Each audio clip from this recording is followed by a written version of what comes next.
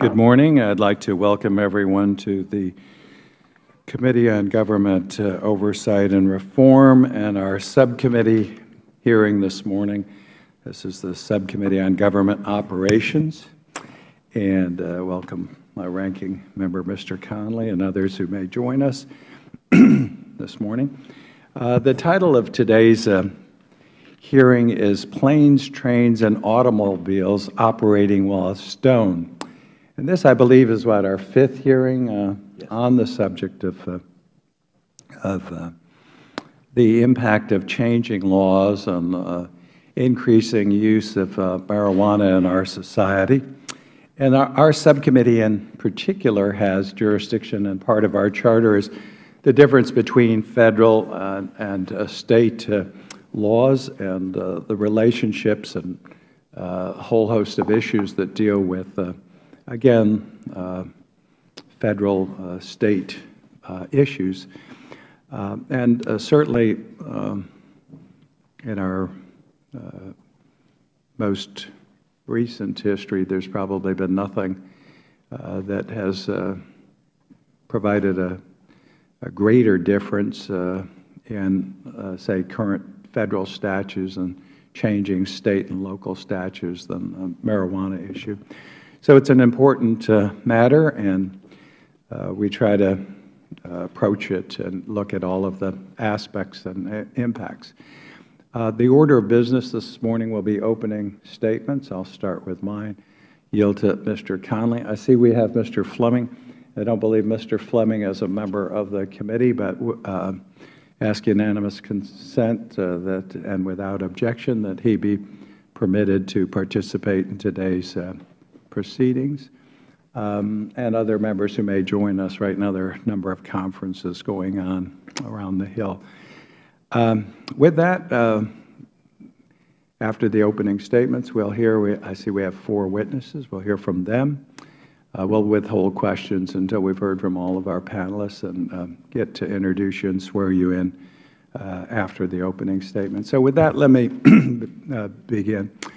Again, I have an important responsibility to look at changing laws. This subcommittee has, in fact, been investigating the federal response to state and local government legalization and change of laws relating to marijuana, and examining the administration's sometimes chaotic and inconsistent policies on marijuana. In fact, most of our proceedings since the beginning of the year have been based on a statement that the President made, and he said that marijuana was not much different than alcohol. And I think one of our first hearings was to bring in the Office of National Drug Control Policy, who differed with the President's statement. We looked at that issue. Then we heard from the law enforcement agencies. DEA, they disagreed with that statement. Then we saw the conflict in Colorado and other states. Department of Justice had issued some guidelines and statements relating to enforcement. We heard, as I recall, from the U.S. Attorney from Colorado, who testified about some of the problems. We heard from DEA and other agencies. As we were doing one of the hearings, the District of Columbia changed its law on possession, tampering down the fine to $25 for 1 ounce of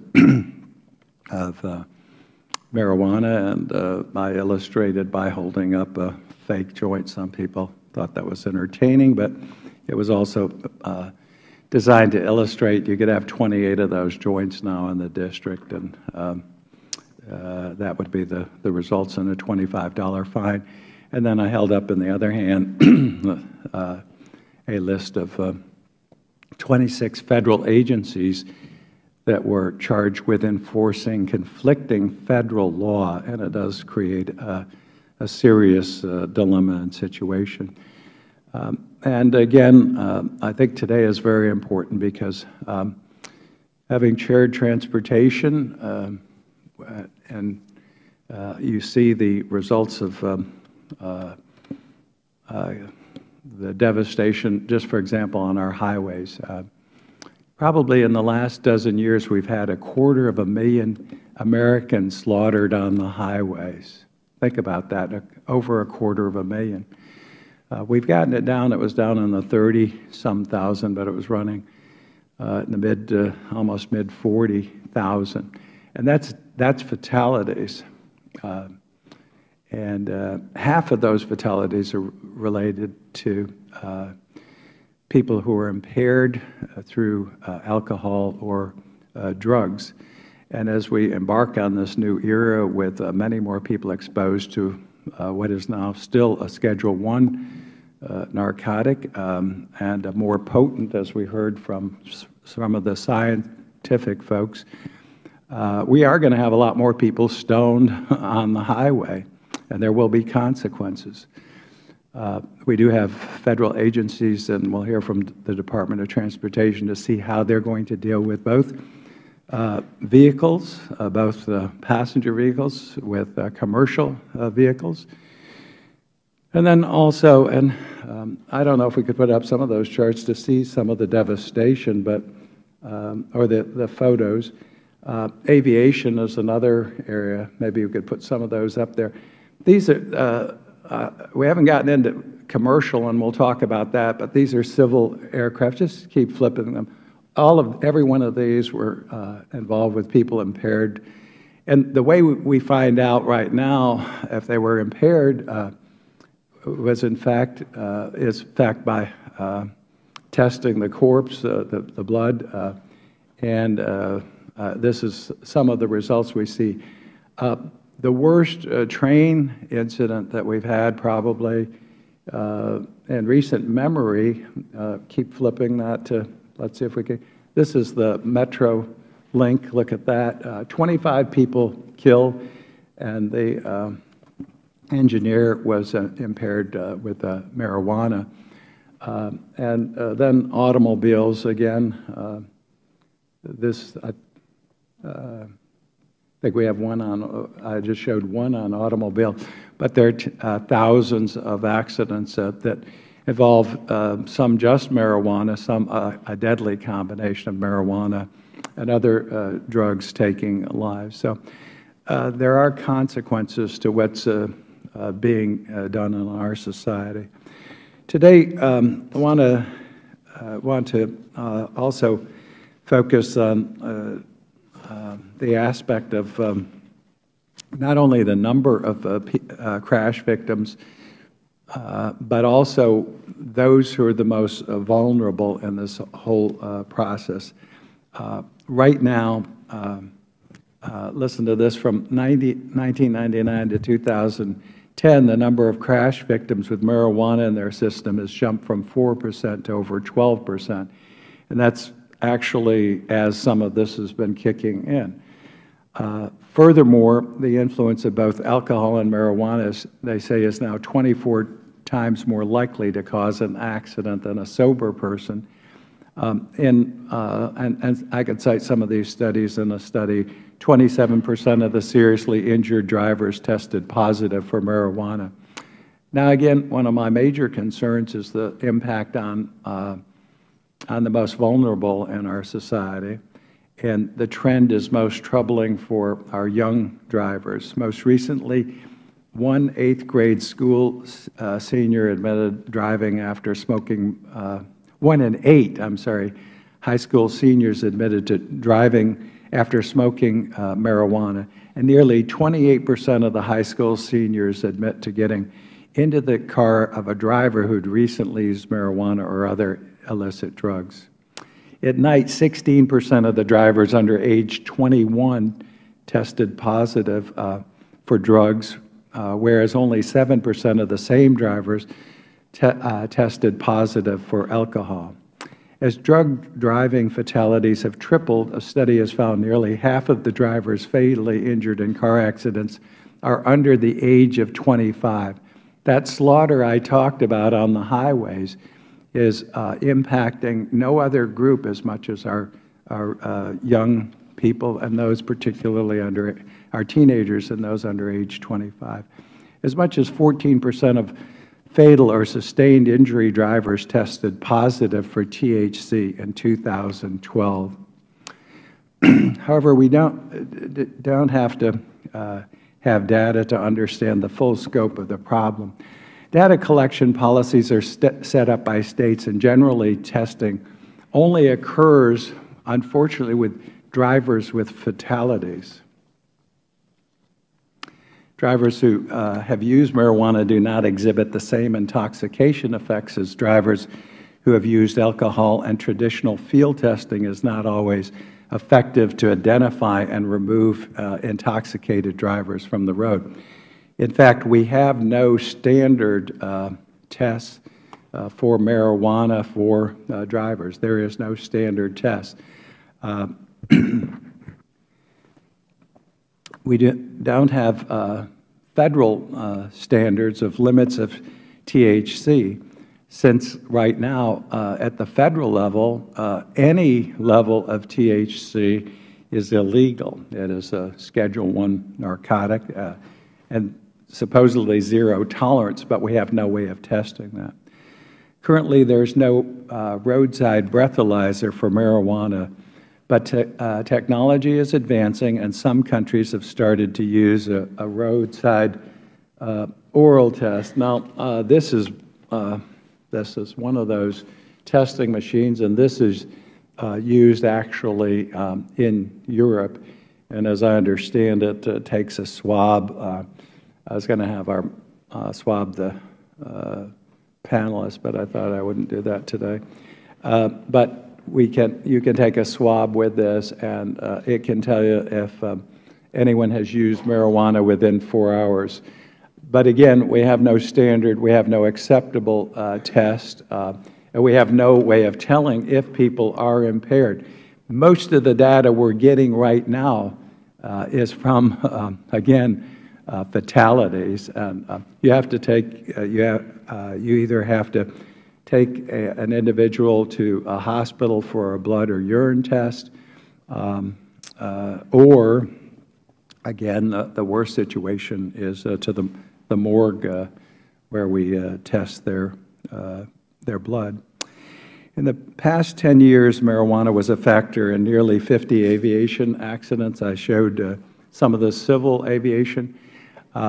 We haven't even begun to think of what can happen in the commercial market as more people are exposed to marijuana. We now have 23 states with medical use, and 2 states who have knocked down most of the barriers, and more people will have, again, exposure to use of marijuana and very little means of testing them. The National Transportation Safety Board hasn't investigated different accidents and found, again, the use of THC in a number of these accidents. But again, all of their testing is done after the fact, and usually where a fatality is involved.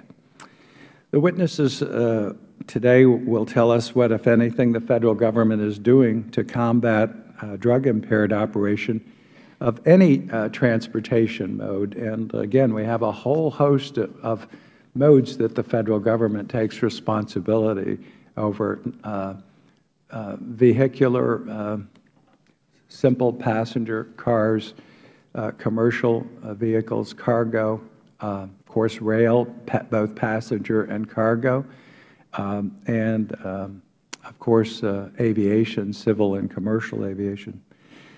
We'll hear from Christopher Hart from the National Transportation Safety Board, Jeff Michael from the National Highway Traffic Safety Administration, Patrice Kelly from the Department of Transportation Office of Drug and Alcohol Policy Compliance, and Mr. Ronald Flagel, Mr. Flagel, of the Substance Abuse and Mental Health Administration. So I look forward to today's further and continuing discussions on this issue that has a great impact on all of us, and yield now to the ranking member, Mr. Connor. Thank you, Mr. Chairman, and thanks for holding today's hearing to examine the effects of marijuana on the ability to operate planes, trains, and automobiles. I'm going to particularly focus in on the automobile, but not to the exclusion of everything else. This hearing addresses an aspect of marijuana policy where I believe there is general agreement over the desired outcome, reducing the incidence of vehicle accidents resulting from driving while under the influence of any drugs. Across the political spectrum, there is widespread opposition to allowing driving while under the influence of any drug that impairs an individual's ability to operate a vehicle safely. Where differences emerge are over the most effective policy to achieve this widely shared outcome, which I think we can all agree remains a national challenge. According to the National Survey on Drug and Health Use, approximately 10.3 million people have admitted to driving while under the influence of illicit drugs in the past year. The Centers for Disease Control and Prevention report that in 2010, 10,228 people were killed in alcohol-impaired driving crashes, accounting for 31% of all traffic-related deaths in the United States. These statistics are alarming and unacceptable.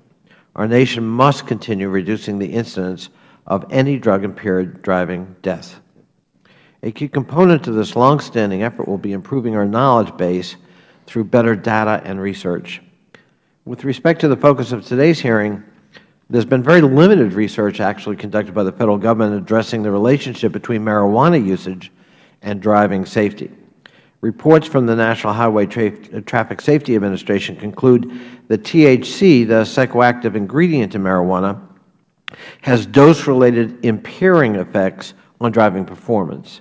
For example, NHTSA has previously reported, quote, "The impairment manifests itself mainly in the ability to maintain a lateral position on the road, but its magnitude is not exceptional in comparison with changes produced by many medicinal drugs and alcohol."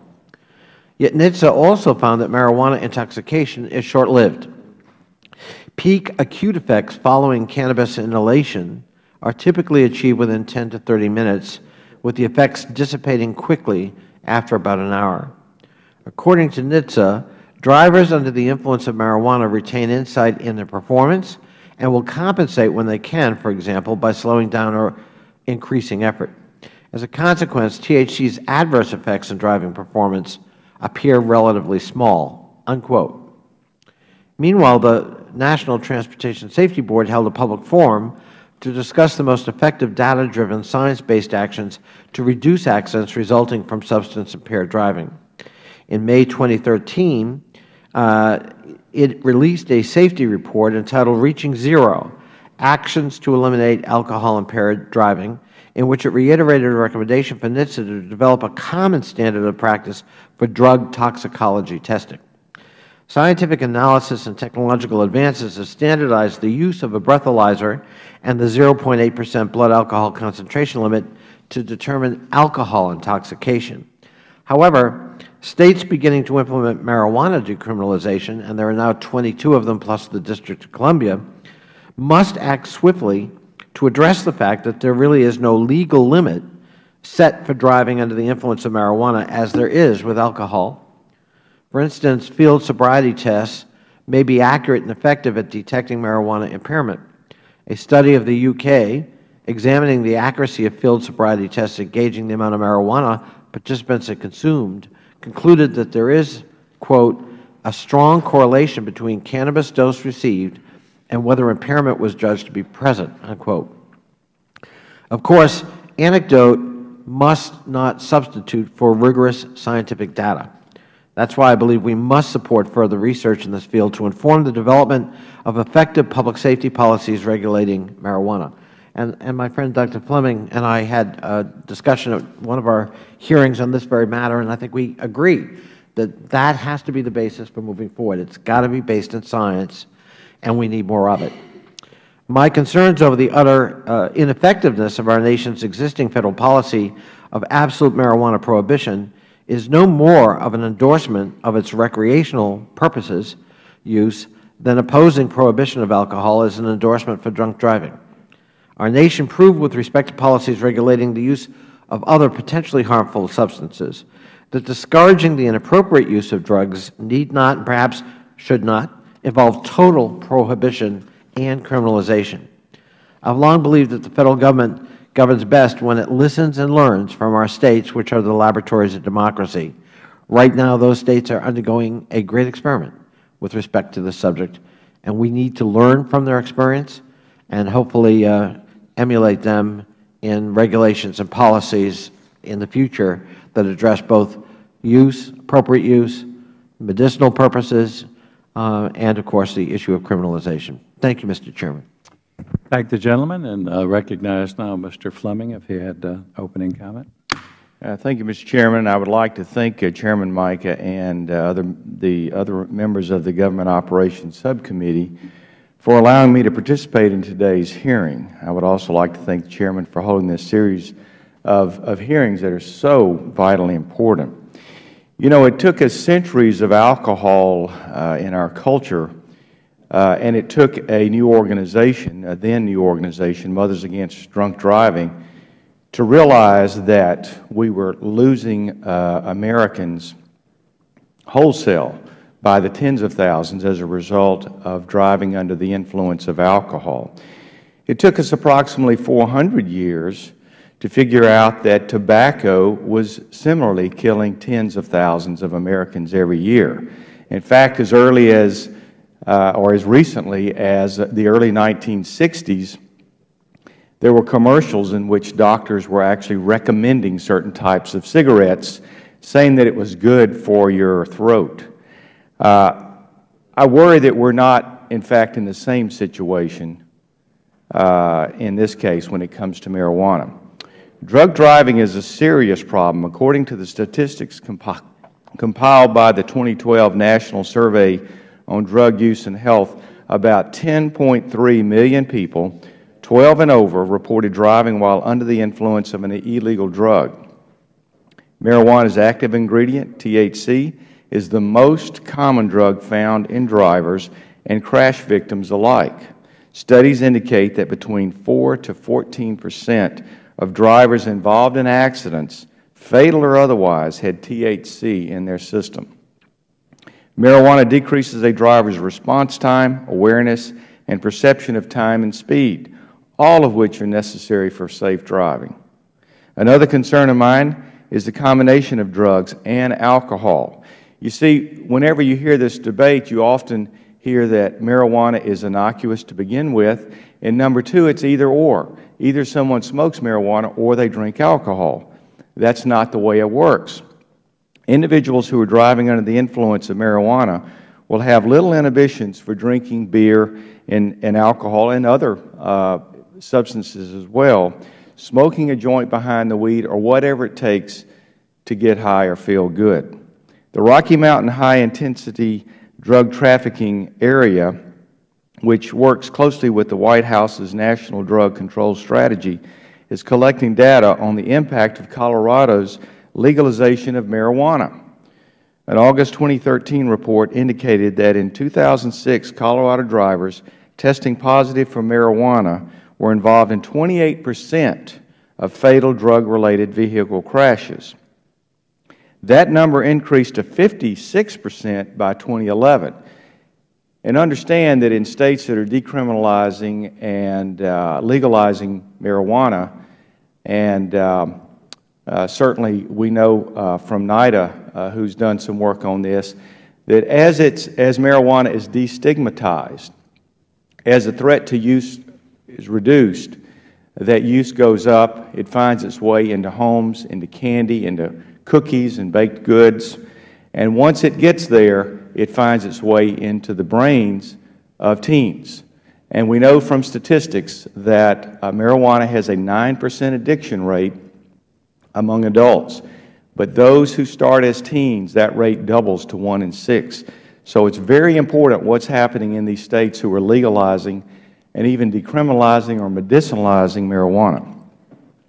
This year's Rocky Mountain HIDTA report on 2012 data is also very alarming.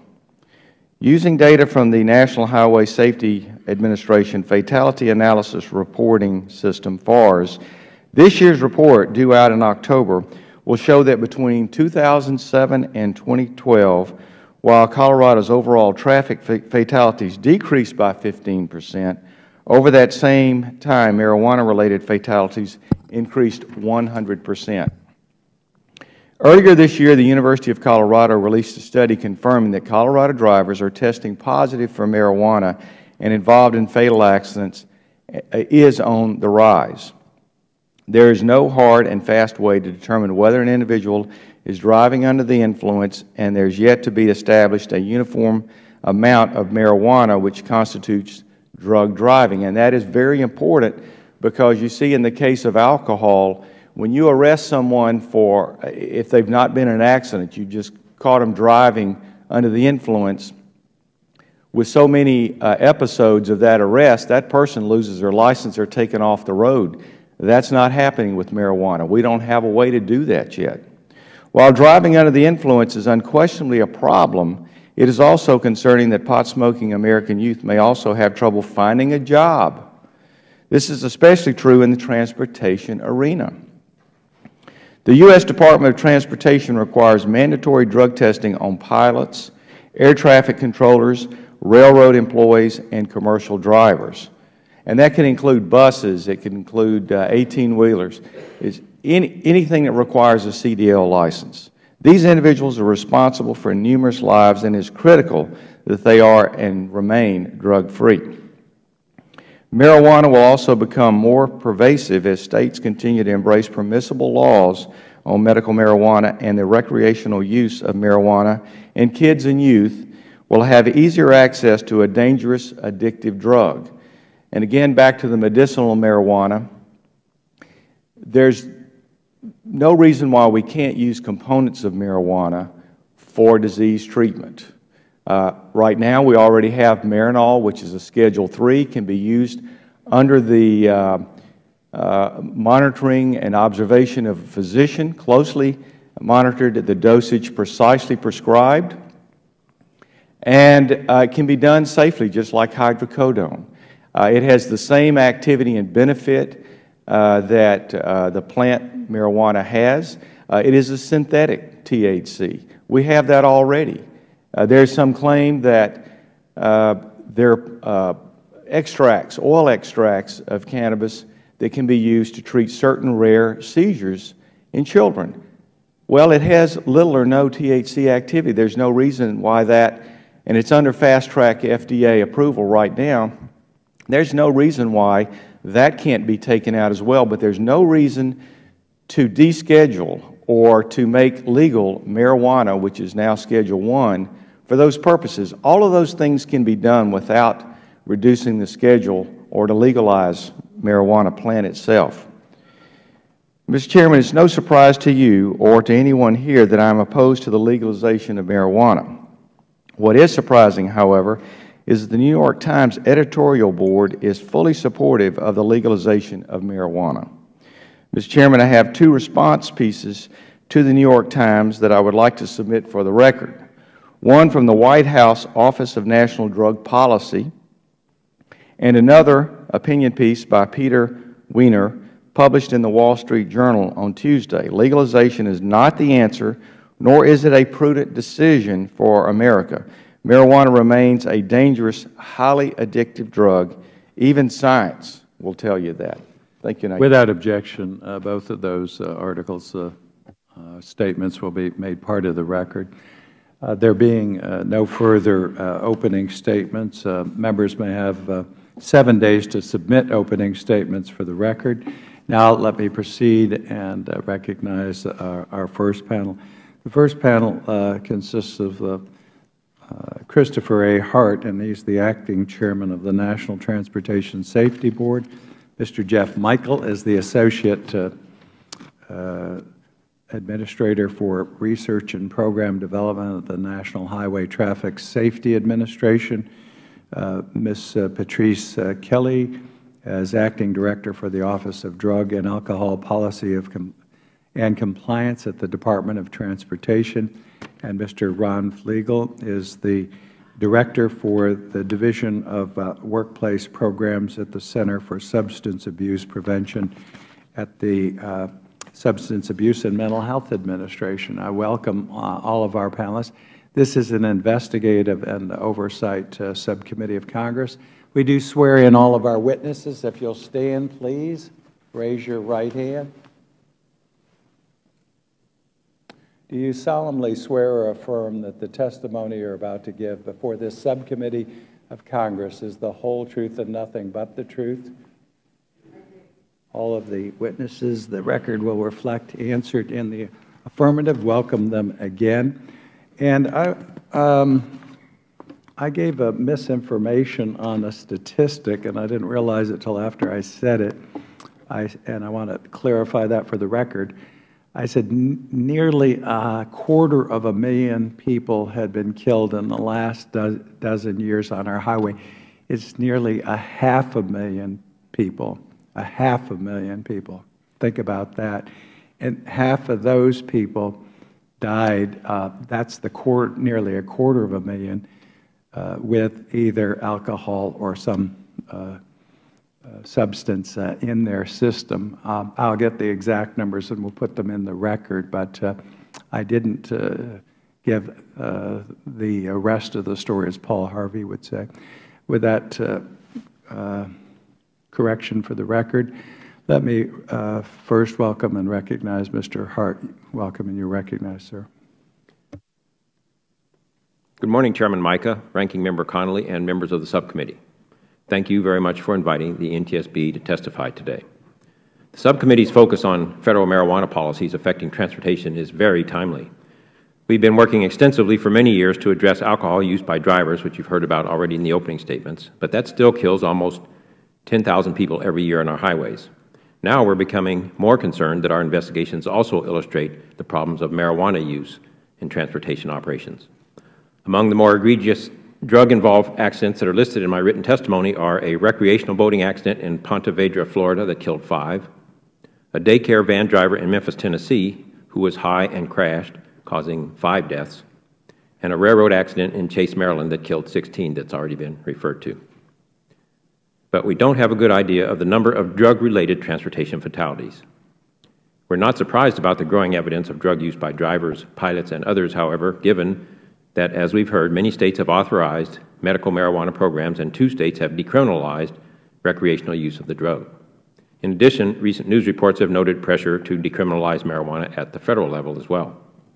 Perhaps most disturbing, as we've heard mentioned in the opening statements, is evidence that marijuana use among teenage drivers is increasing and their perceived risk of marijuana use is decreasing.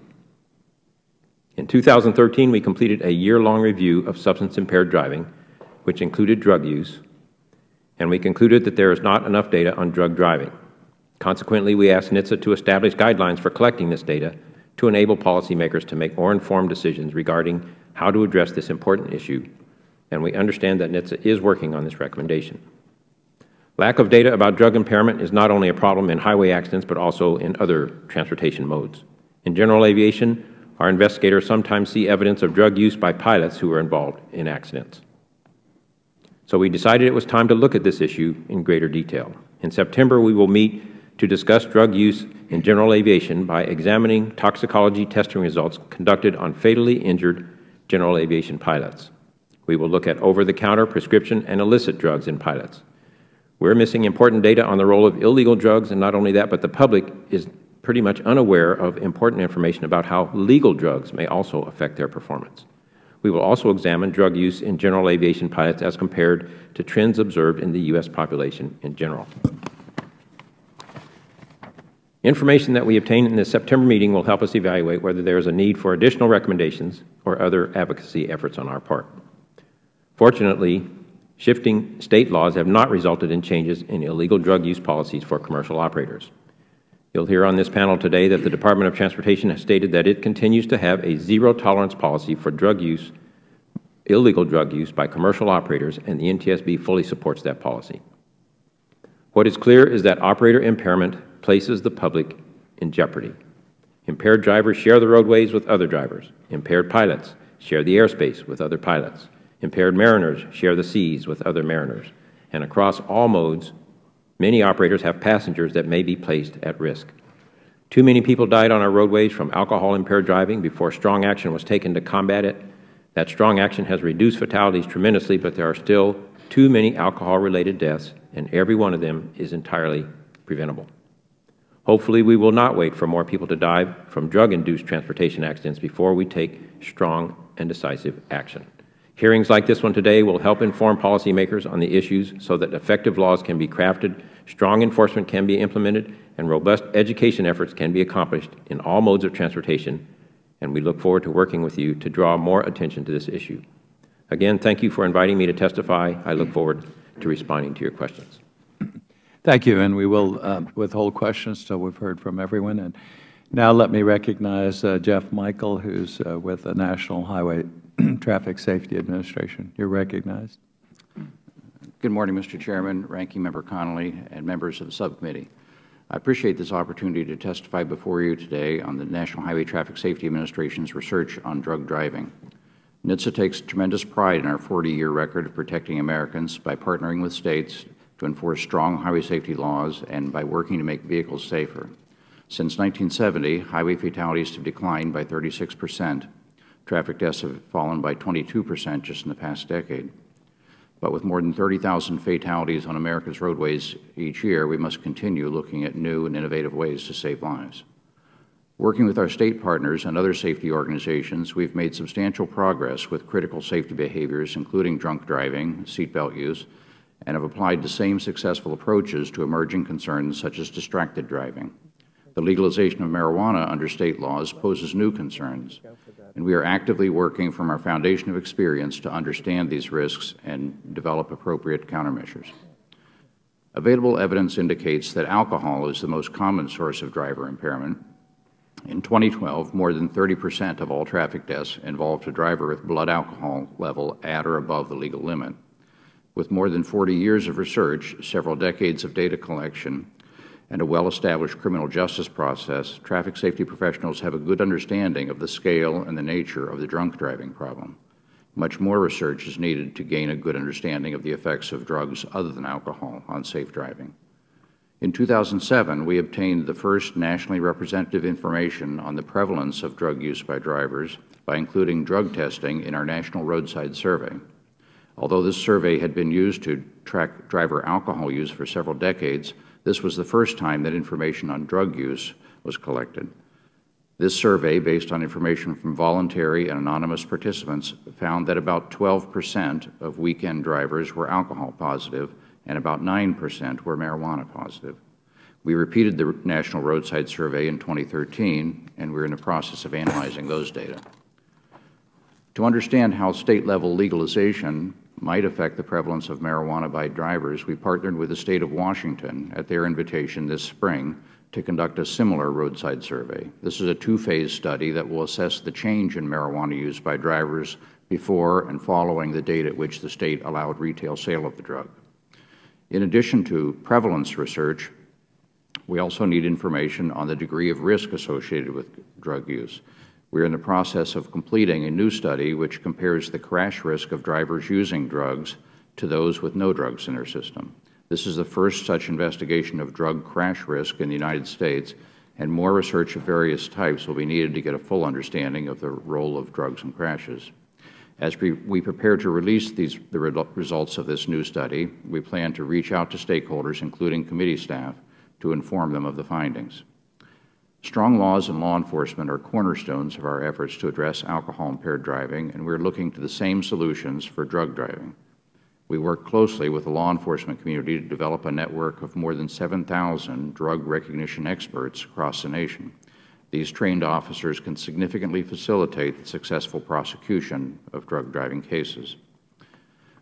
We are also looking closely at procedural barriers to effective drug driving law enforcement and recognize the challenges presented by drug testing methods. While the prosecution of alcohol-impaired driving cases is complex, evidential testing for alcohol can typically be done at the jurisdiction by local officials with a moderate amount of training. Testing for drug presence among suspected impaired drivers is often far less convenient, requiring that a blood sample be drawn, sent to a remote lab for analysis by highly trained personnel. The cost and delay of such testing can be a disincentive for criminal justice officials to pursue a drug driving charge. In conclusion, NHTSA is committed to reducing both alcohol and drug-impaired driving. We support the development of effective education enforcement programs with guidance for State officials based on sound research. Much progress has been made. However, impaired driving still claims more than 10,000 lives per year. Thank you again for inviting me to testify before your committee, and I am happy to take any questions you may have. Thank you. And we'll now hear from Ms. Patrice Kelly, and she's Acting Director of the Office of Drug and Alcohol Policy at the Department of Compliance at the Department of Transportation. Welcome, and you're recognized. Thank you, Chairman Mica, Ranking Member Connolly, members of the subcommittee. I appreciate the opportunity to appear before you to discuss the potential impacts on commercial transportation of recent State and local legislation that allow recreational and medicinal marijuana use. The Transportation Industry Drug and Alcohol Testing Program for commercial operations is a critical element of the Department of Transportation's safety mission. Airline pilots, truck drivers, subway operators, mariners, pipeline operators, airline mechanics, locomotive engineers, motor coach drivers, and school bus drivers, among others, have a tremendous responsibility to the public, and we cannot let their performance be compromised by drugs or alcohol. Today, I will provide you with a brief history of our program, the scope of its application, and finally an explanation of our policy regarding the use of marijuana for medical or recreational purposes by individuals who work in federally regulated transportation industries. The DOT Drug and Alcohol Testing Program was first established in 1988 following the Department of Health and Human Services development of drug and alcohol testing for Federal employees. The DOT program was initiated in response to transportation industry fatal accidents that occurred due to illegal drug use. In 1991, Congress enacted the Omnibus Transportation Employee Testing Act, OTETA, which required the DOT to expand the application of its program to include mass transit and modify its regulations to address the statutory requirements. The DOT program always has required transportation industry employers to have drug and alcohol testing programs that require their employees to be removed from performing safety-sensitive duties immediately if they have drug or alcohol violations. Throughout the history of our program, and consistent with Congress's direction in OTETA, we have relied on HHS for its technical and scientific expertise for determining the types of drugs for which we test, the testing methodology we must use in our program, and the integrity of the HHS-certified laboratories in testing the specimens and reporting the results. We are limited to testing for the controlled substances included in the HHS mandatory guidelines. Currently, those substances include Schedule I illegal drugs and Schedule II legally prescribed drugs. The drugs and classes of drugs for which we test are cocaine, opiates, amphetamines, phencyclidine, and marijuana. If an employee tests positive for any of those substances, the employer must take immediate action to remove the employee from performing safety-sensitive duties until that employee successfully completes treatment and additional testing. Currently, there are approximately 5 million DOT-regulated safety-sensitive employees that are subject to our drug and alcohol testing program. The Department's policy on the use of Schedule I controlled substances has remained unchanged since our program began in 1988. There is no legitimate explanation, medical or otherwise, for the presence of a Schedule I controlled substance such as marijuana in an employee's system. In December 2009, following the Department of Justice's issuance of guidance for Federal prosecutors in states that enacted laws authorizing the use of medical marijuana, we issued a reminder to our regulated entities that under the DOT testing program, medical marijuana use authorized under state or local law is not a valid medical explanation for transportation employees' positive drug test result. Although there has been recent movement by some states to allow recreational use of marijuana by their citizens, the DOT program does not and will not authorize the use of Schedule I controlled substances, including marijuana, for any reason by any individual conducting safety-sensitive duties in the transportation industry. In December of 2012, we issued a notice explaining that state and local government initiatives allowing the use of recreational marijuana will have no bearing on the Department of Transportation's drug testing program, nor any individual subject to testing. It remains unacceptable for any safety-sensitive employee subject to the DOT's drug testing regulations to use marijuana and continue to perform safety-sensitive duties in the federally regulated transportation industries. Chairman Mica, this concludes my testimony. I would be happy to answer any questions you or your colleagues have.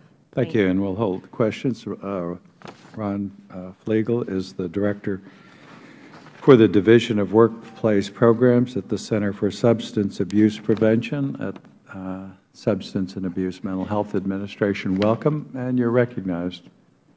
Thank you. Good morning, Chairman Mica, Ranking Member Connolly, and distinguished members of the subcommittee. My name is Ron Flegel. I am the Director of the Division of Workplace Programs at the Center for Substance Abuse Prevention within the Substance Abuse and Mental Health Service Administration, or SAMHSA. It's an agency of the Department of Health and Human Services. I am pleased to speak with you this morning about SAMHSA's role as it pertains to the issue of drug testing for marijuana, particularly as it relates to drug driving. SAMHSA's mission is to reduce the impact of substance abuse and mental illness on America's communities. SAMHSA strives to create awareness that behavioral health is essential for health, prevention works, treatment is effective, and people recover from mental and substance use disorders. Driving under the influence of drugs or alcohol continues to pose a significant threat to public safety. The Administration has focused on 4 key areas to reduce drug driving: increase public awareness, enhancing legal reforms to get drug drivers off the road, advancing technology for drug test and data collection, and increasing law enforcement's ability to identify drug drivers. These efforts remain the Administration's focus for the upcoming year. SAMHSA has several roles as it pertains to the issue of drug driving. We conduct surveillance through the National Survey on Drug Use and Health, as said today. We provide funding for drug driving prevention efforts, offer technical assistance about prevention of drug driving to grantees and the general public, and evaluate grantees that are focused efforts on the problem. SAMHSA administers the Federal Drug-Free Workplace Program, which includes the random testing of national security, public health, and public safety positions within the executive branch agencies. Currently, 9 states are focused on drug driving prevention efforts using SAMHSA's grant funds. SAMHSA also provides state-of-the-science training and technical assistance to states and communities, and thus addresses drunk driving if states and communities choose to make this the focus of their efforts and/or if the data suggest that drug driving is an issue in their state or community. SAMHSA's Division of Workplace Program has a unique and nationally important regulatory role and technical assistant role and responsibility for Federal and non-Federal workplaces with respect to their drug-free workplace policies and programs. DWP has oversight responsibility of the HHS-certified laboratories operating under the mandatory guidelines for Federal workplace testing program requirements. The HHS-certified laboratories conduct forensic drug testing for Federal agencies under Executive Order 12564 in the Federal Drug-Free Workplace Program, issued by President Reagan in 1986, and the Supplemental Appropriations Act of 1987, Public Law 100-71, as well as specific federally regulated industries. The Federal Drug-Free Workplace Program was established as a deterrent program incorporating detection as well as referrals for treatment as needed for Federal employees in safety-sensitive positions while protecting national security and public safety. Public Law 100-71 directs HHS to publish mandatory guidelines using the best available technology to ensure the reliability and accuracy of drug tests and to specify the drugs for which Federal employees may be tested. Hence, the mandatory guidelines establish the scientific and technical guidelines for Federal drug testing programs and establish standards for certification of laboratories engaged in drug testing for Federal agencies and the regulated industries. Currently, 157 Federal agencies are affected by the guidelines based on public law and executive order. The executive order covers approximately 2.2 million executive branch employees and job applicants. The Department of Transportation and Nuclear Regulatory Commission utilize the SAMHSA guidelines in their regulatory testing programs, requiring testing of over 5 million safety-sensitive employees and applicants in DOT-regulated transportation-related industries nationally and an additional 2 million employees and applicants in the nuclear industry. In the private, non-regulated sectors, we approximately have 20 to 50 million Americans that are tested as applicants or employees using some aspect of SAMHSA's guidelines. Currently, urine is the only specimen a Federal agency may collect under the guidelines for its workplace drug testing program. A Federal agency must ensure that each specimen is tested for marijuana and cocaine metabolites and is authorized to test each specimen for opiates, amphetamine, and pencyclidine. The SAMHSA guidelines are specific to testing of Federal employees for the purpose of workplace settings and do not directly govern issues related to drug driving. However, the revised guidelines may impact testing for drug driving through the provisions of scientific standards for oral fluid testing. The proposed revisions to the mandatory guidelines are still being finalized and will be posted in the Federal Register for public comment once completed. As I stated at the opening of my testimony, the issue of drug driving continues to be a priority for SAMHSA and the Administration. SAMHSA, along with other Federal agencies, continue to collaborate with State and local governments, non-governmental organizations, and Federal partners to raise awareness of the dangers of drug driving and meet the President's goal of reducing drug driving in America. The Administration continues to advance the work on this important issue, and we look forward to continuing to work with Congress on these efforts. Chairman Mica, thank you for this opportunity. I welcome any questions from you or your colleagues may have. Well, thank you. Thank each of our witnesses, and we'll start a little round of questions. Just again to give folks the most accurate information on the number of highway fatalities from 2001 to 2012, and this doesn't include 2013, but during that dozen years that I spoke of, 468,743 highway fatalities. That's nearly 500,000 people, and I'm sure if we include 2013, we would top that. That's just a phenomenal devastation, and that's fatalities. It's not injuries, property damage, and everything that has gone. Everyone in this room can probably name someone who has died or a family member in an automobile fatality. And again, with the changing laws, there are significant consequences. So, Mr. Hart, again, where do you see us going as far as reaching some positive steps in, one, containing the issue, then also adjusting our Federal laws, our regulations, adopting standards for tests, the whole spectrum of addressing these changing laws? Maybe you could comment generally. Thank you for the question. As the accident investigators, when we investigate accidents and see indication of impairment, then as we have in every mode, then we're very concerned about the need for strong and decisive action. And typically that will mean, as you've heard from the other panelists, strong legislation, strong enforcement, and good education. And in addition, we're looking at technologies to help us with the detection. So we see that need. Some of that has to be based on data. Some of what we have is really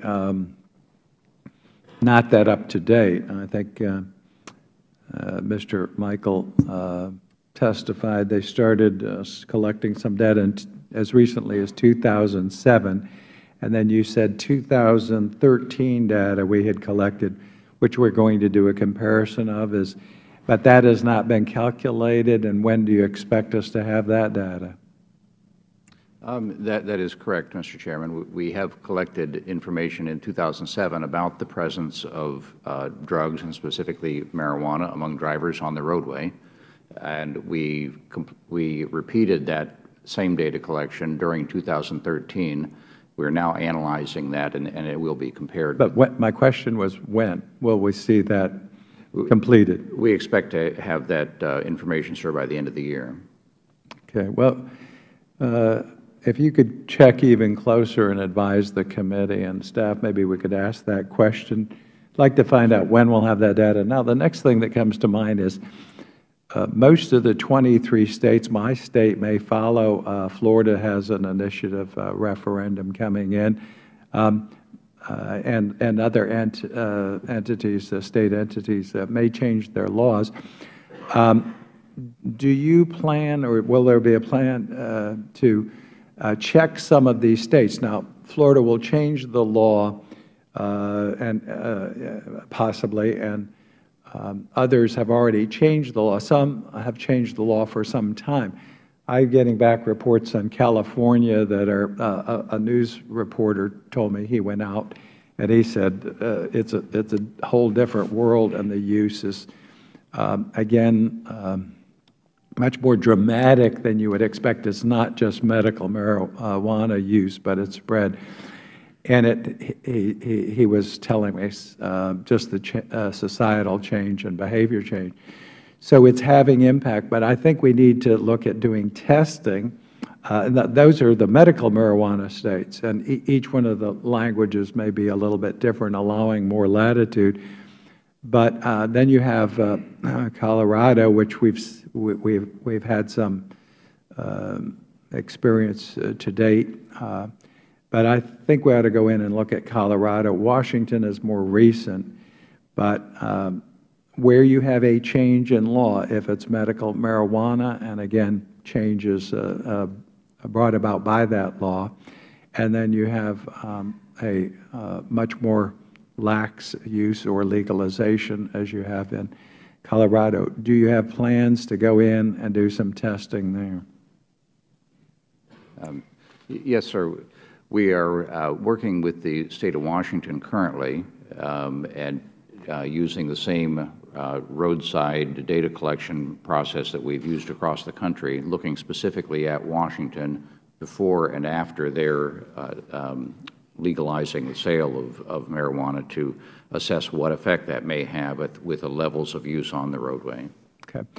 Well, again, I think we need accurate data, and then we need to adopt our Federal regs. And to get to Ms. Kelly now, you have a whole host of areas in which we do some testing, but most of the testing is periodic, is it not, for marijuana use? Yeah. Our program covers pre-employment testing to start with, so before someone enters the industry. But then actually, and then random. And then there is reasonable cause testing. There is post-accident testing. And then if someone's been positive. The other thing, too, again, in some of these states, and the marijuana medical use, there's, again, different language, and it's allowed more latitude in some states, and people have taken advantage of that. Are you going in and doing more testing, say, in Colorado or Washington? For example, pilots would be more exposed, commercial drivers would be more exposed. In states where you have, again, the possibility of, with liberalization of the law, are we taking some steps to try to ensure the safety of the public? And again, the transportation modes. Airline pilot commercial one can be taking a couple hundred people in the air. Passenger rail. We didn't get into, in our headline here, pipeline safety or maritime or others, but they all pose different risks.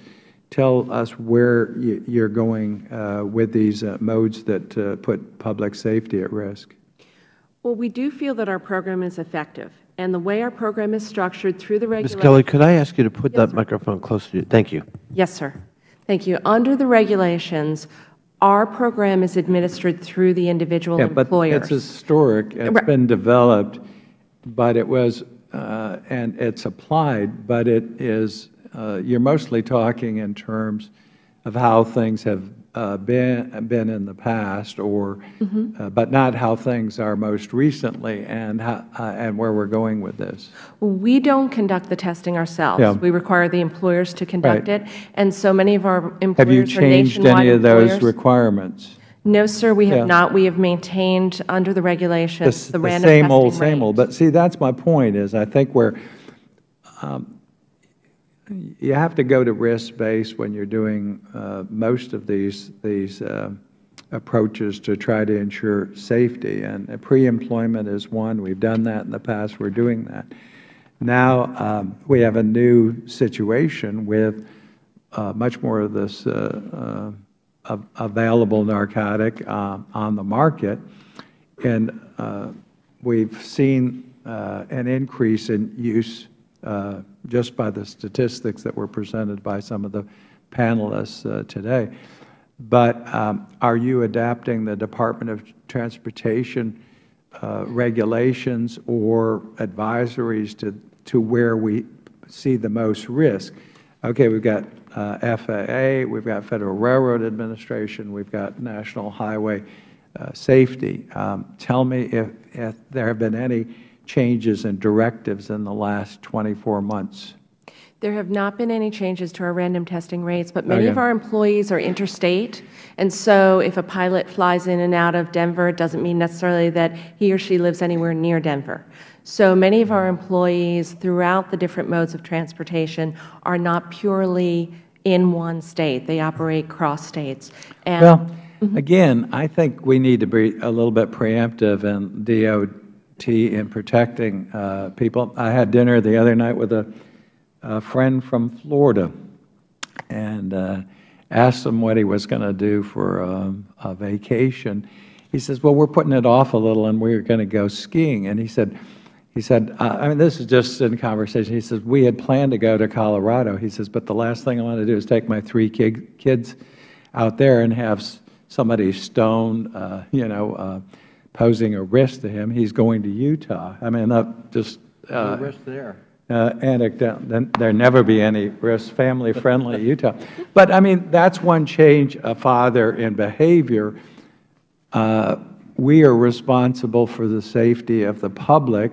You are responsible for administering rules, regulation that impact pilots who carry passengers, train. I mean, I showed that one crash, 25 people killed, and that's before some of these changes in law, granted. So, and we've seen that again, the incidence of use, whether it's young people or older, is more. So, you've told me there aren't any changes, and I want to we'll get a message to Mr. Fox and others that we do need to look at adapting this. We also need to get the data. Maybe there isn't the problem that is perceived, and the data would support that. Maybe it's worse than what we imagined, but we need to know.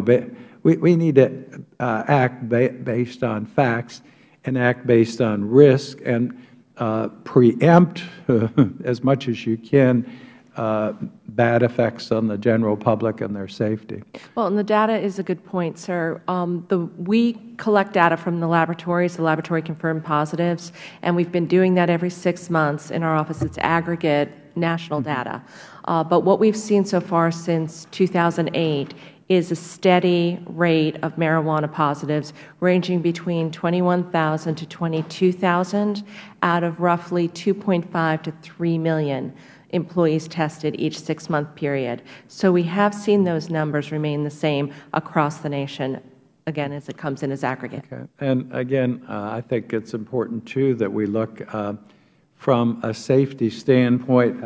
I'm not selling any products, but this is the only one I found available, this particular European model for testing. And again, this swabs can be used on site. I don't know if we're looking at these using this kind of a test for truck drivers, train drivers on the, where we're doing spot checking. We're not using anything like this now, are we? We're required by the statute, the Omnibus Transportation Employee Testing Act, to follow the science as it's developed by the Department of Health and Human Services and implemented through the mandatory guidelines. So we look to— So we have none of this is not accepted yet, Mr. Flegel, is it? Currently, we are looking at having the oral fluid standards come out and then be and is that NITSA or whatever it is? No, this would be through the mandatory guidelines. Okay. Right. And but once they're involved in setting standards, is that correct? We actually set the mandatory guideline testing cutoffs and standards. So once those standards are out to public and be commented, we would like to evaluate all these devices. Can you give us, the committee, a chronological estimate as to when you're going to complete, again, what you're saying here before the committee? Because dealing with some of the standards, I just pulled down the national standards and testing bill a couple of weeks ago, or within the last 2 weeks, just because they had jerked us around for 10 years on a biometric standard for an iris ID, and not, they'd promised and not performed. I don't want to be coming back to hearings saying, where are they developing these things? We need some Federal standards, and we need also new tests that have acceptable standards to evaluate people who are on the job in transportation and make certain the public is safe. Do you see my point? Mr. Conley. Thank you, Mr. Chairman. By the way, I know the Chairman did not mean to suggest in any way that Colorado is not a safe place to go skiing. His friend at dinner may have a private view. I'm sure there are wonderful reasons to go to Colorado and Utah and anywhere else where one wishes to ski, and I know my Colorado colleagues who aren't here would want me to say that. So I'm sure you didn't mean to suggest that, Mr. Chairman. No, maybe you could stay home in Florida or go to Northern Virginia. Florida and Virginia, however, obviously are better. Mr. Hart, there's legislation with respect to pilot license medical certification here in the Congress that would actually no longer require medical certificates for pilots whose craft carries up to 5 passengers. Are you aware of that legislation? Yes, I am aware of the legislation. And what do you think about it? Well, we're very concerned about pilots flying without, about inadequate medical standards. And, right. But we base our policy based on what we see in accidents, and so far we haven't seen enough accidents to warrant an agency position on it yet. But we are very concerned not only about not having to have a medical, but then in addition to that, if you don't have a medical, you're less likely to pay attention to the FAA's list of prohibited legal drugs, as well as obviously the illegal drugs, but also the legal drugs, and we're concerned that that list will not be paid attention to by people who don't have a medical certificate. It just strikes me as very odd. Here we are having a hearing on, the utilization and potential harmful effects of any kind of drug or controlled substance in the operation of any kind of vehicle, and meanwhile there is apparently legislation that would exempt a subclass of people who fly airplanes. And I can't believe for a minute that if we really are concerned about the use of marijuana or any other drug, that we would ever countenance legislation like this. I cannot believe that could come to any good. So I encourage you, Mr. Hart, and your colleagues to re-examine that legislation and hopefully take a position on it, because it seems to contradict everything we're talking about this morning at this hearing. We will certainly pay close attention to that in our future action investigations. Thank you. Dr. Michael, I was just thinking about talking about driving while impaired and things that we discourage. For example, we're worried about THC, but I mean, texting while driving, bad idea? Of course, sir, very bad idea. Kills people. Of course. Do we have data on it? Yes, we do. How many people were killed on the roads last year texting while driving? Distraction in general is about 3,000 people. Texting alone is several hundred. Right. Alcohol and driving. In 2012, 10,322 people died in crashes in which a driver had a blood alcohol limit above the legal limit. Sleep deprivation. Sleep is harder to measure, of course, but we believe it is a significant problem. Would it be fair to say, by the way, that studies on sleep deprivation and driving suggest that sleep deprivation mimics in almost exact detail drinking and driving in terms of impairment? At least in some details. Aggressive driving, driving at unsafe speeds? As many as a third of crashes are attributed, at least in part, to excessive speed. And how many deaths can we attribute to THC in the bloodstream? Currently, that's difficult to say, sir. Fair enough. Probably not zero. Probably not. But we don't know. We don't have a precise estimate. We do have precise estimates on distracted driving, 3,331. We have precise estimates of drinking and driving. So I just want to put it in context. No one's arguing that it's a good idea. But the fact of the matter is we don't have a lot of data. Now, let me ask, do we have a standard? If I could borrow your gizmo here for a minute. Want to swap? The Chairman points out that in parts of Europe, they take a swab sample, put it in here, and measure THC. Do we have any such device that we use in our law enforcement in the United States? Yes. Excuse me, sir. There is some use of devices very similar to that by law enforcement. In fact, we are currently doing a pilot test in California to test the feasibility of more widespread use of devices very similar to that. We have an alcohol standard that blood alcohol above a certain standard, you're in legal jeopardy. Would you remind us what that standard is? 0.08 blood. And that's a national standard? Yes, it is. And accepted by virtually all states? That's right. Do we have a comparable standard for THC? No, we don't, sir. The available evidence does not support the development of an impairment threshold for THC, which would be analogous to that for alcohol. Why is that, Dr. Michael? The available evidence indicates that the response of individuals to increasing amounts of THC is much more variable than it is for alcohol. So with alcohol, we have a considerable body of evidence that can place risk odds at increasing levels of blood alcohol content. For example, 0.08 blood alcohol content is associated with about 4 times the crash risk of a sober person. The average arrest is 0.15 BAC. That's associated with about 15 times the crash risk. Beyond some broad confirmation that higher levels of THC are generally associated with higher levels of impairment, a more precise association of various THC levels and degrees of impairment are not yet available. That's really interesting. So we don't have a uniform standard. The variability is much greater than that with other controlled substances such as alcohol. Yes.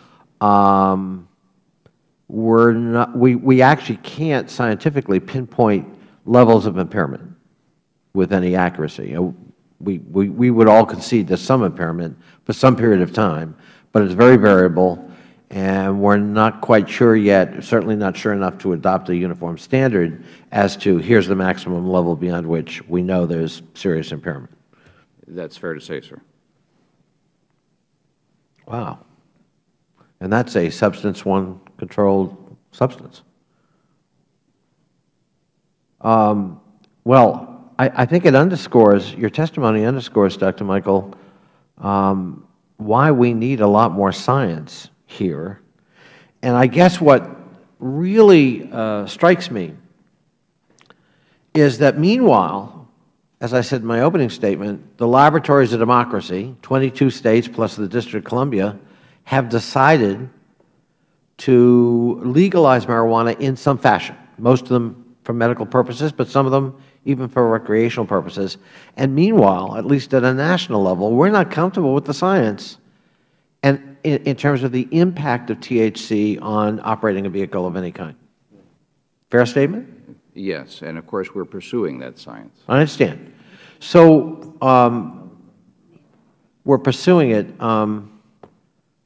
Is there a goal or an end, date where we want to achieve? So by a certain date, we hope to have some preliminary, well, we hope to have the basis upon which to examine or adopt some preliminary standards comparable to other substances.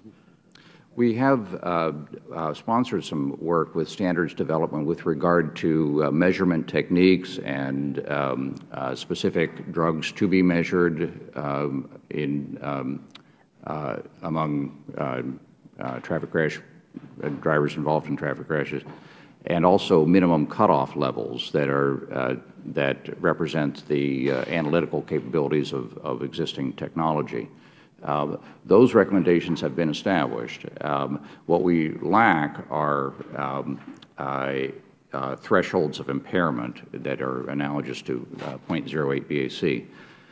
One step that is currently ongoing that will take us well into that direction is the crash risk study that I mentioned in my opening statement. This is the same sort of study that was done for alcohol a number of years ago, which established those risk levels that I told you about. So this involves a very careful look at two groups of subjects, one group who has been involved in a crash, another group who has not, and looking for relative concentration levels of factors that might have caused the crash, factors such as THC use. Those kinds of studies can develop the risk odds that could potentially be used to develop a threshold in the future. I'll just thank you, and I wish you luck in your research. I just think it is amazing with some of the hyperventilated rhetoric about marijuana use and THC that 50 years after, I guess it's 50 years, we've declared it a Class 1 substance. We still don't have enough data to know just how dangerous it is in operating a vehicle. And that really raises questions about either, the classification itself and whether that makes any sense, or raises serious questions about how our government's operating in terms of the data it does not have and the science it does not know, and yet the assertions that we make. And that is not a good recipe for rational public policy. And it's one of the reasons, I suggest, why 22 states have just headed in a different direction. But there's danger in that, too, because they're going in a direction also without the science. And there are lots of complications. Previous hearing we had, and Dr. Fleming and I talked about this along with the chairman, you've got doctors in states where legalization for medicinal purposes has been granted who nonetheless really don't have protocols, really don't have the science to decide on levels of efficacy, mixing it with other drugs for enhanced efficacy, potential dangers, overdose, whatever.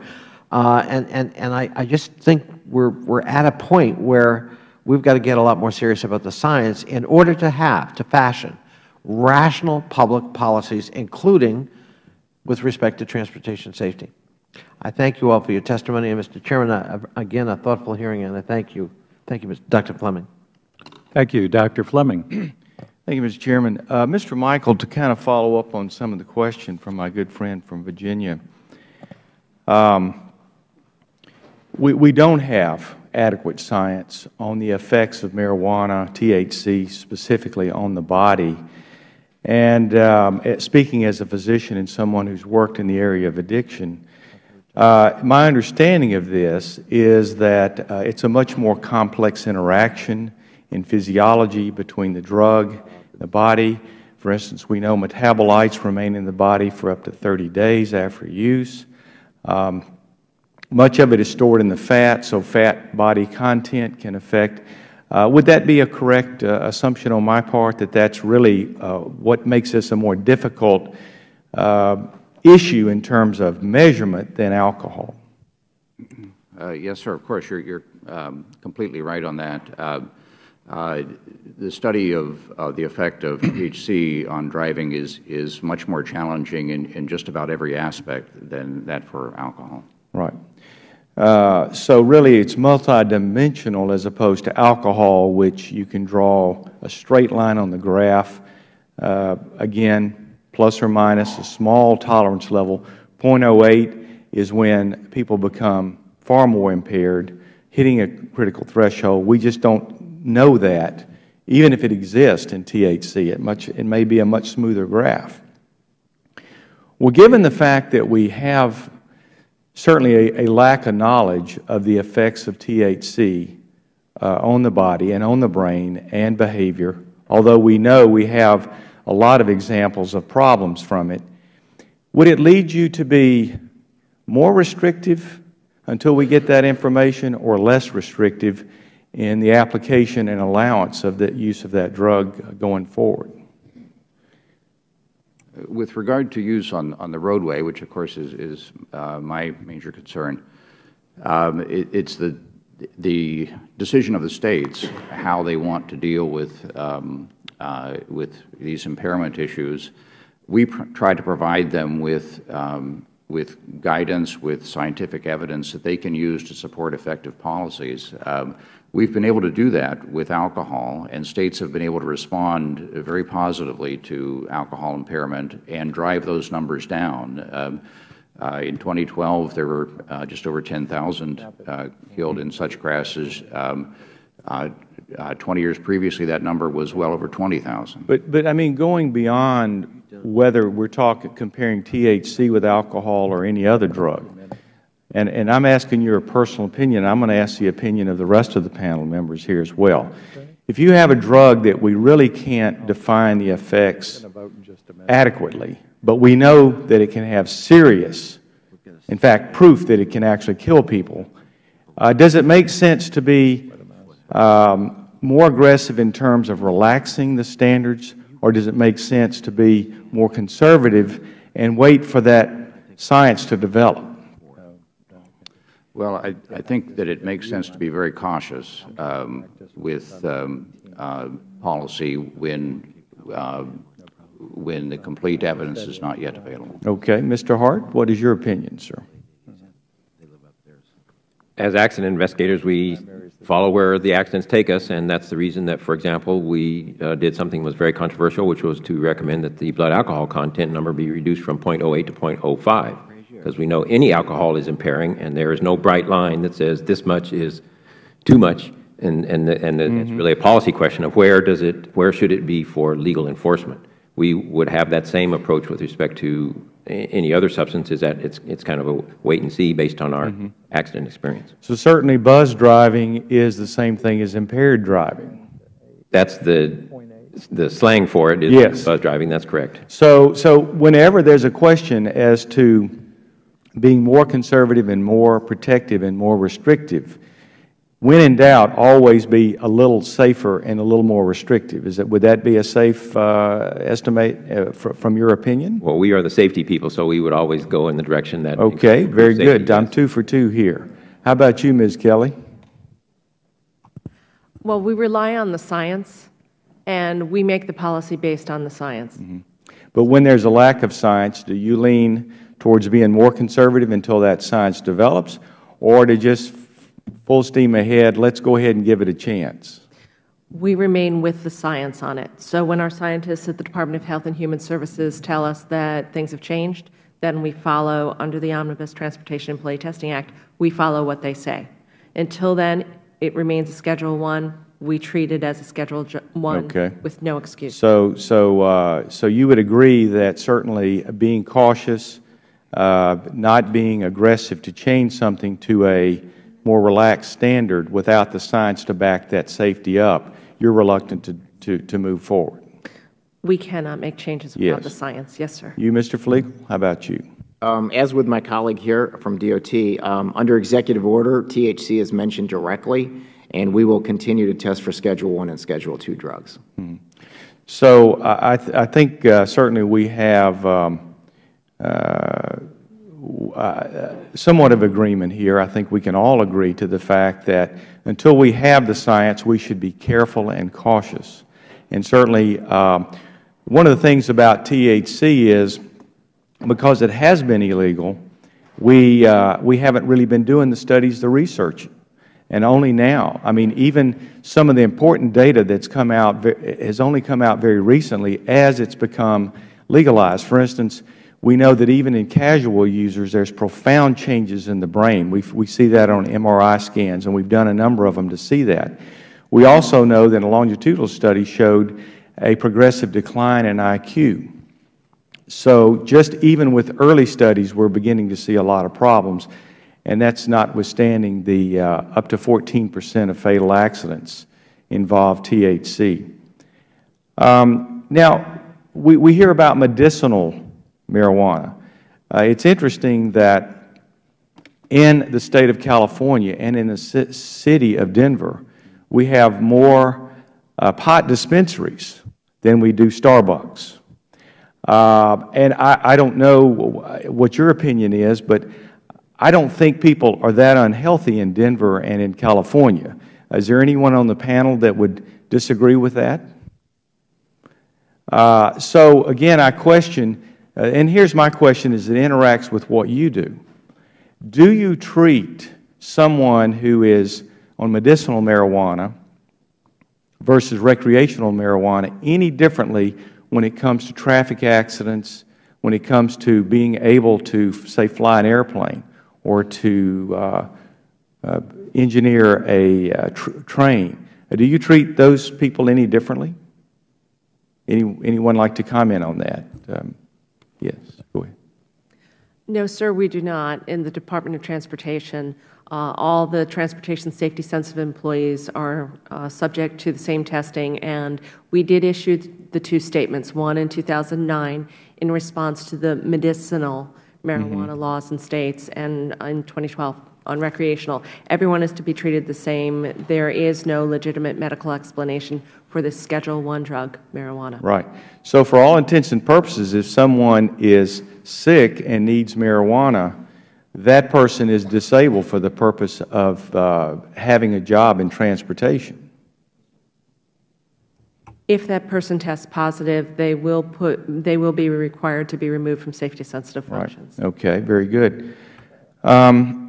Now, there was a mention here about, I think I didn't catch all of the exchange there, but I believe there was Mr. Connolly brought up Mr. Rokita's bill that would actually reduce the standards for private pilots such that all you would require is just a regular driver's license to be able to qualify in terms of safety standards to fly an airplane. Mr. Hart, did I catch that right, or or were you talking about a different subject? You are correct. It's a legislation to allow private pilots to not have to have the medical examination that they are now required to have. Right. So in theory, someone could be with that standard, and maybe even under the current standard, a private pilot could be flying an airplane under the influence of marijuana, THC. That is possible, and we have investigated accidents where that was occurring. That's the reason we're having this forum, and we're going to have this meeting in September to look at that and get more data and get more specific about it. You know, I love to watch documentaries on TV, and I was watching one the other night that discussed airplanes and mid-air collisions. And what they focused on was private aircraft that had drifted in the wrong air lane and interacted with a commercial aircraft. One that comes to mind, I was living in the area at the time, was in San Diego. I believe it was 1978, where you had a private airplane that drifted in the wrong, they were actually in the wrong airspace. They collided with a commercial aircraft, and hundreds of people died as a result of that. So what that would suggest to me is that no matter what the highest standards you could ever come up with for a commercial pilot, when you have private pilots out there who could be impaired and not receive the same high standard, then they are in effect just as dangerous to the commercial passengers as the commercial pilot himself if his standards were lowered as well. Would you agree or disagree with that? A private pilot flying with lower standards, in effect, has the same potential danger impact as if the pilot of the commercial aircraft is impaired instead. When we do our accident investigation, the issue of impairment it may be independent of the issue of what their medical standard was. If they're impaired, whether they had a medical certificate or not, then we're going to put that in our probable cause if that was causal to the accident. So certainly a private aircraft, the safety of aviation in general is no better than what the lowest standard for any pilot who's in the air. And so as we have pilots who in this case, hopefully it will never make it into law, but we have pilots who are flying with no more standard than to have a driver's license, and hopefully be certified to fly, of course. That makes sense, but no medical standard beyond that. And then we have the legalization and the increased medicinalization and decriminalization of marijuana. Then I see the risk to air travel to be growing in the future as we go forward with that. So certainly I would suggest, Mr. Chairman, that we look at this at both sides. One is the fact that there's many reasons, in my view, why we should not go forward with legalization, medicinalization, or even decriminalization, but also have the highest standards for all who fly in the air, realizing that there are new threats when it comes to THC. One last question. What sort of guidance are you getting from the White House? You know, the President has been giving some ambiguous cues on this. In 2011, he made very clear statements that marijuana should not be legalized, that it's a potential danger, and certainly young people should stay away from it. But in 2014, he made other statements that suggested that it's maybe no worse than tobacco or alcohol. So I'd love to hear from you as government agencies, what sort of guidance, if any, are you getting from the White House? Mr. Michael? We work closely with the White House Office of National Drug Control Policy, and we are a part of the National Drug Strategy. The office has provided us support for our roadside survey and for other research that we've done. So I would say that we're getting very good input and very good support. Okay. Anyone else? I would say also the same. We work closely with the Office of National Drug Control Policy on setting standards. They set policy, we set the regulatory side. So we've worked well with them over the last year. But have you been moved in any direction towards relaxed standards or legalization of marijuana from the White House? Any guidance in that direction?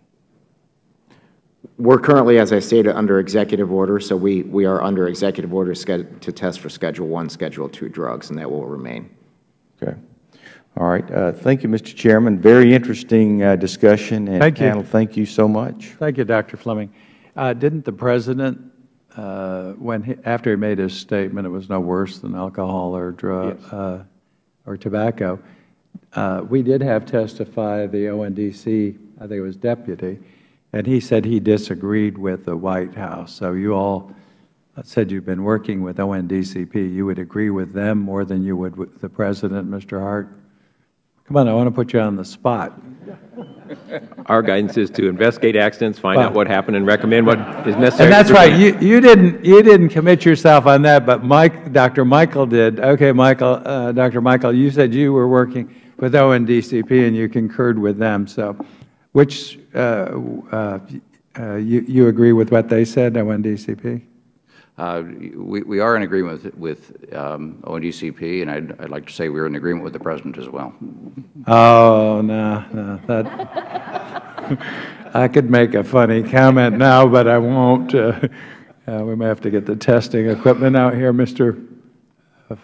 And again, we work closely with ONDCP on everything as far as both in setting But again, standards. the President said one thing. We hauled in the Deputy Director. He disagreed with the President.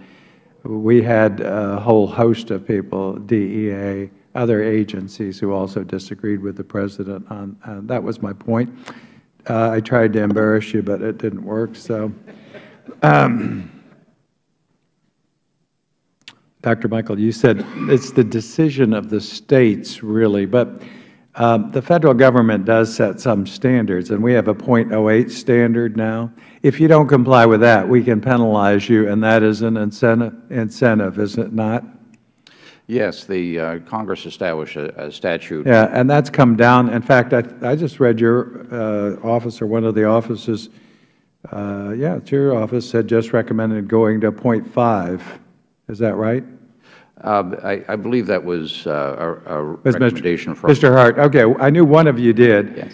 But there's a recommendation, and then we do assess penalties to states that don't comply, or we there's some reduction in their eligibility for programs or funds.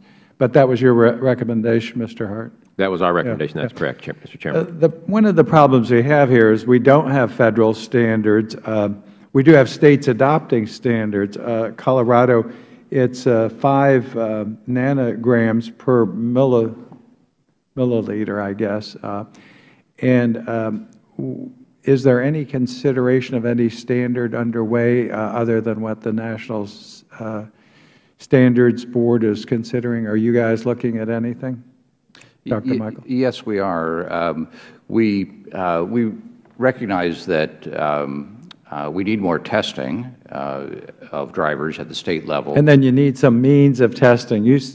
I want you also to comment, you said you're using some similar devices in testing. There's nothing with a standard, there's nothing that has been accepted as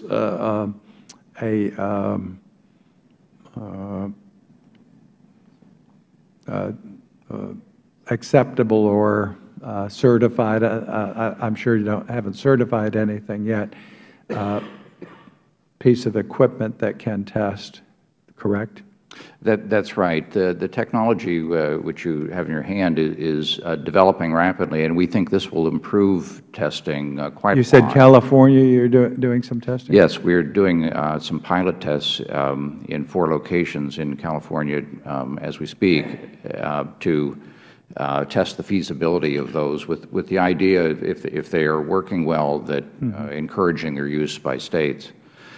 More testing, we believe, would also Is this just internal, or are you working with a national standards testing agency? This test is, we're working with state officials on this. But not with the ones who are setting the standard, or at least looking at setting some standards, which would be our national standards testing, NS, what are the initials on? Yeah. Yes. No, we are not working with I think it would behoove you to contact them, and we'll also ask the committee to put you in touch with them. I've had my go-arounds with them, and they do take a while to develop a standard. I mean, it's an important responsibility, and you have to be accurate, and whatever you adopt does become a standard. Yes, thank you. So I would suggest that, you know, I don't do these hearings just to hear ourselves talk. We're trying to also stay ahead of the curve. We have dramatically changing laws that our states, and it changes social behavior. And we don't have the same, Mr. Connolly was talking about the marijuana when he went to college or something, and this is a much more powerful, we've had testimony that confirms this. So we've got people more at risk. We've got laws rapidly changing, societal view of the risk. And then we talked about teens are most susceptible and also the most vulnerable and the most slaughtered by by transportation, by a vehicle, many of them by alcohol, some by substance abuse, and we see increasing use of that, particularly among the most vulnerable, who are now viewing this as less of a risk. So we do have some serious issues here. No standards, no testing capability, and then we haven't done any, we've done some testing in the past 2007, 2013. We don't have that data back. I want to see some data, and I want to see Fox and others looking at beefing up the testing and the regulations where we have now more exposure to a Schedule I narcotic being more available to the public, and the implications on public safety and transportation. So that's something hopefully positive that can come from this. Also, it's my understanding marijuana stays in the system longer than alcohol. We've got a whole host of things that need to be looked at, and again, implications from a different type of substance that is posing risk. I've been on transportation for 2 decades, something good about some institutional knowledge, but one of the things we focused on transportation, when you see people getting slaughtered by the tens of thousands a year, we did some simple things. We put in guardrails in the median. There were so many crossover. We put in simple, what do you call it, the rumple strips, so people who fall asleep are awakened or shaken alert. We've encouraged the safety airbags on the side and structural changes. Now, if we don't do something when we see a danger of a new narcotic and again, the potential of more people impaired, driving while impaired, whether, again, a vehicle, manning a train, piloting. And I showed just a few samples of the civil planes that went down. We have pages and pages. I showed 4. I showed one picture of a teenage fatality, and we know from the blood test, people say no one gets killed from smoking marijuana. Well, I differ with that. So it's a serious issue. We have serious responsibility, and I intend to pursue the matter beyond even this hearing. So I thank each of you for coming out, for being part of today's hearing. Hopefully we can all do a better job. And there being no further business, well, let me see. With the concurrence of the minority, we'll leave the record open for 10 additional days. We may have additional questions, and I've asked for additional information to be submitted for the record. Without objection, so ordered. No further business before the Government Operations Subcommittee. This hearing is adjourned. Thank you.